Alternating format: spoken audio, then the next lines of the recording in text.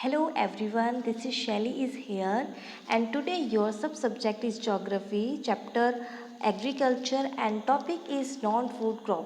इससे पहले आप क्या क्या पढ़ चुके हैं? सीरियल क्रॉप्स पढ़ चुके हैं, राइस, व्हीट एंड एक्स्ट्रा जो भी कुछ आपने पढ़ा है और उसके बाद आपने फूड क्रॉप्स पढ़े थे और अब आप पढ़ने वाले हैं नॉन फूड क्रॉप्स। तो नॉन फूड क्रॉप्स कौन सी होती है? वो क्रॉप्स जिन्हें हम कल्टीवेट तो करते हैं पर खाते नहीं हैं, तो ऐसे क्रॉप्स को कहा जाता है नॉन फूड क्रॉप्स। उसमें आपके कुछ है जैसे रबर है, फाइबर क्रॉप्स है, इनके बारे में आप पढ़ने वाले हैं। तो चलिए स्टार्टिंग करते हैं हम फर्स्ट आपकी रबर से। It is an equatorial crop. अब आप इक्वेटोरियल समझेंगे कि इक्वेटोरियल क्या है। तो इक्वेटोरियल क्रॉप उसे कहा जाता है या इक्वेटोरियल उसे कहा जाता है जो इक्वेटर के पास होता है। अब ये इक्वेटर क्या है? जैसे ये आपकी अर्थ है, 0 डिग्री पे आपका इक्वेटर होता है। तो ऐसे प्लेस पे, ऐसे एरिया में सबसे ज़्यादा ये आपका रबर प्रोड्यूस किया जाता है, तो इसीलिए इसको कहा गया है इक्वेटोरियल क्रॉप। आई होप आपको ये चीज़ समझ आ गई हो। इसके साथ भी कहा गया है कि it is also grown and tropical and सब ट्रॉपिकल एरिया। ट्रॉपिकल एंड सब ट्रॉपिकल एरिया मैं आपको कल बता चुकी हूँ कि ये कैसा एरिया होता है, ये चीज़ आपको बिल्कुल क्लियर हो चुका होगा। इसके साथ ही रबर में क्या चाहिए होता है कि इसको हाई रेनफॉल चाहिए और हाई टेम्परेचर चाहिए। यहाँ साफ लिखा है it required moist and humid climate with rainfall of more than 200 centimetre and temperature about 25 degree Celsius. साफ लिखा हुआ है हाई इसको टेम्परेचर चाहिए, हाई रेनफॉल। अभी तक आपने जितना भी रेनफॉल पढ़ रहे थे ना, देखो 100 तक के आसपास ही सबसे ज़्यादा हाई रेनफॉल इसको चाहिए होती है। Rubber is an important industrial raw material, कि बहुत इम्पोर्टेंट इंडस्ट्रियल में ये एक अच्छा रॉ मटेरियल है।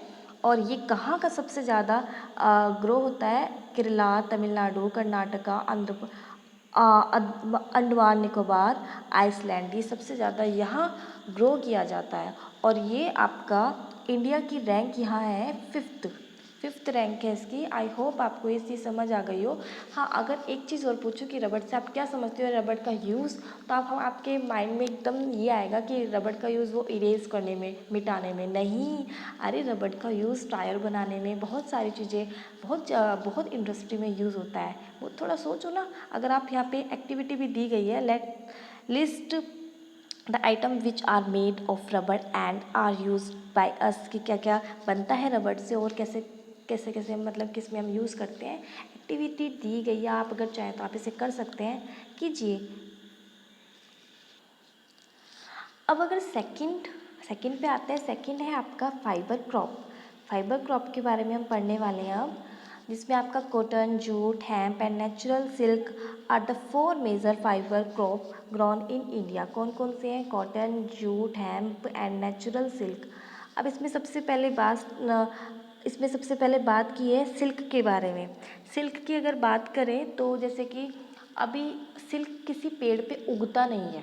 जैसे कॉटन को हम प्रोड्यूस करते हैं, जूट को प्रोड्यूस करते हैं, ऐसे सिल्क को कहीं उगाया नहीं जाता, इसकी कोई क्रॉप नहीं होती कि हार्वेस्टिंग या कुछ नहीं होता। सिल्क आप सभी को पता है सिल्क वॉर्म से बनता है। एक प्रकार का कीड़ा होता है जो शहतूत की पत्तियों को खाता है, उसके बाद कोकून से उसका सिल्क वॉर्म मतलब सिल्क निकाला जाता है या सिल्क बनाया जाता है इंडस्ट्री में, तो इसे कहा जाता है सिल्क। तो मतलब ये चीज़ समझने की है कि ये उगाया नहीं जाता, सिल्क वॉर्म से मिलता है, सिल्क वॉर्म से प्राप्त होता है। और कल आपने एक चीज़ पढ़ी थी, चलो अभी आपको याद दिलाती हूँ कि क्या है वो। हाँ, सिल्क वॉर्म के लिए फिर भी मैं आपको बताती हूँ कि शहतूत की पत्तियों पे सिल्क वॉर्म को, ये जो कीड़ा है, इसको पाला जाता है। किस लिए? सिल्क मिल जाए इसलिए। तो यहाँ पे आपका लिखा है rearing of silkworm for the production of the silk fiber is known as sericulture. हाँ, अब तो याद कीजिए, कल हमने हॉर्टिकल्चर पढ़ा था, आज ये आपका है sericulture.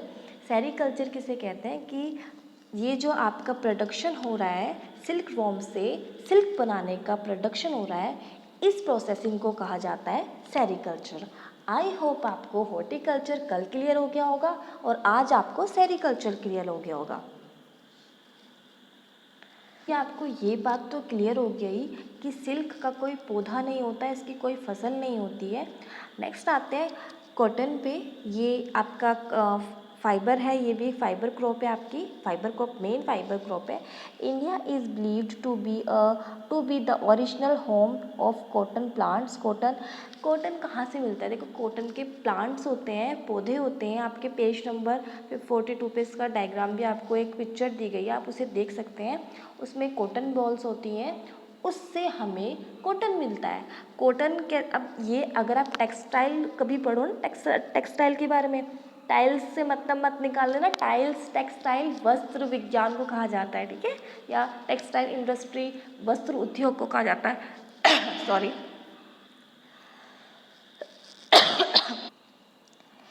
Cotton is one of the main raw material for cotton textile industry. ये बहुत मेन है टेक्सटाइल इंडस्ट्री। टेक्सटाइल टाइल्स में कंफ्यूज मत होना, ये वो वाली टाइल्स नहीं है, ये वस्त्र विज्ञान के बारे में। टेक्सटाइल यहाँ वस्त्र से रिलेट है, कपड़ों से रिलेट है। India is the third largest producer of cotton in the world. Third number पे है ये कॉटन प्रोड्यूस करने में।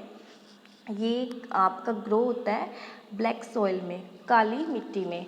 आप ये बात भी ध्यान रखिए कि ब्लैक सॉइल को कॉटन सॉइल भी कहा जाता है। एक नंबर में क्वेश्चन बन सकता है, कोई पूछे ना क्रॉस क्वेश्चन, तो ये बन सकता है कि ब्लैक सॉइल को किस और नाम से जाना जाता है।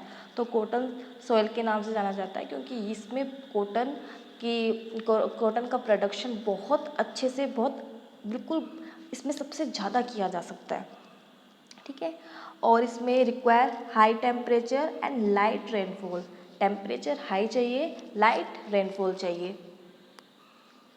कह रही थी कि आपकी बुक में पेज नंबर 42 पे डायग्राम दिया गया है या पिक्चर दी गई है कॉटन कल्टीवेशन की, तो ये वो पिक्चर है। इसके साथ ही हम बात कर रहे थे कॉटन के बारे में, इसके प्रोडक्शन के बारे में। तो it is a kharif crop, ये आपकी खारिफ क्रॉप है और इसको रिक्वायर्ड होती है 6 to 8 मंथ। इसकी थोड़ी टाइमिंग ज़्यादा है, 6 to 8 मंथ इसकी रिक्वायरमेंट होती है। मतलब ये जल्दी से नहीं होता, जैसे खारिफ का जो सीज़न है थोड़ा सा एक्स्ट्रा टाइम लेता है ये।